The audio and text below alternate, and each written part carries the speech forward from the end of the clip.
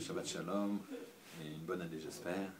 Donc on va reprendre ici quelques minutes de Torah, 3-4 minutes pas plus, pour parler de la paracha ou d'un point particulier. Ici on ne peut pas, bien qu'on soit parachat Noach, on va parler de la paracha Bereshit. Le premier mot de la paracha, de la Torah, c'est Bereshit. Et Bereshit ça veut dire dans Réchit, Bet c'est dans Réchit. Tout de suite, Rashi se pose la question et essaie d'analyser ce que c'est ce Bereshit. Et une des réponses de Rashi, c'est que le Bereshit, le Bet, c'est Bishvil Réchit. Pour quelque chose qui s'appelle Réchit, Bara Elohim et Hashamayim et Haaretz, Hashem il a créé le ciel et la terre. C'est-à-dire que la création, toute la création du monde, c'est pour cette chose-là qui s'appelle Réchit. Qu'est-ce qu'on appelle Réchit? Alors on va regarder dans la Torah, puisque la Torah a précédé à la création du monde, et on va regarder ce qui est appelé Réchit. Il y a deux choses qui sont appelées Réchit dans la Torah.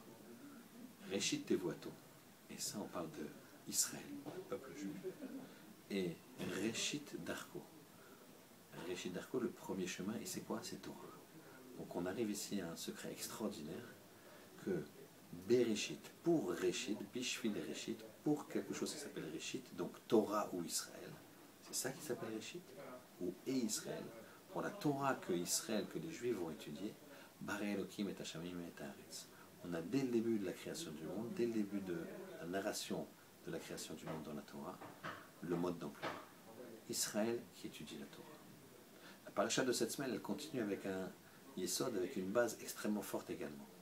Qu'est-ce qu'on voit dans la paracha ou dans les premiers psukim? Mais ce n'est pas de la Kabbalah. On voit que le Maboul va venir. Et le texte dit, car la terre a ishrit, a détruit. Elle s'est auto-détruite. Et on voit qu'Akadosh Baruch Hu, il vient dans le passage d'après, Vayar Elohim, et Hachem, il a vu que la terre était détruite. C'est pas lui qui l'a détruite, il a vu qu'elle était détruite. Qu'est-ce qui se passe ici? C'est Hachem qui l'a détruite ou elle s'est auto-détruite? Alors la terre a été détruite parce qu'elle a détruit son potentiel spirituel. Hachem a vu que ce potentiel spirituel était détruit, alors maintenant il n'y a plus qu'à le détruire physiquement. On a chacun un potentiel spirituel, où on le développe, ou Chaz v'Shalom on le détruit. Et c'était quoi cette destruction? Nous dit Rashi tout simplement. Kol Bassar, chaque chair corrompait sans façon de s'accoupler, c'est les mœurs. Donc en fait on voit que par la façon dont on peut créer et faire la chose la plus belle au monde, c'est-à-dire faire en sorte que les générations continuent, si on l'utilise mal, ça va au contraire, puisqu'on est dans un système de dualité, Bereshit, de bête, de, à ce moment-là provoquer la destruction. Donc on voit ici que on a un pouvoir extraordinaire, lequel? Celui de créer.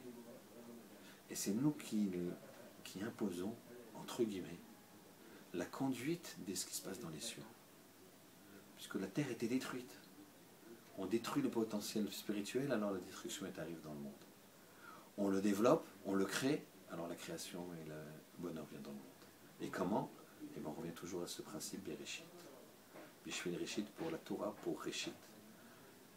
La Torah pour Israël, pour les Juifs qui étudient la Torah, Hachem il a créé le monde pour ça.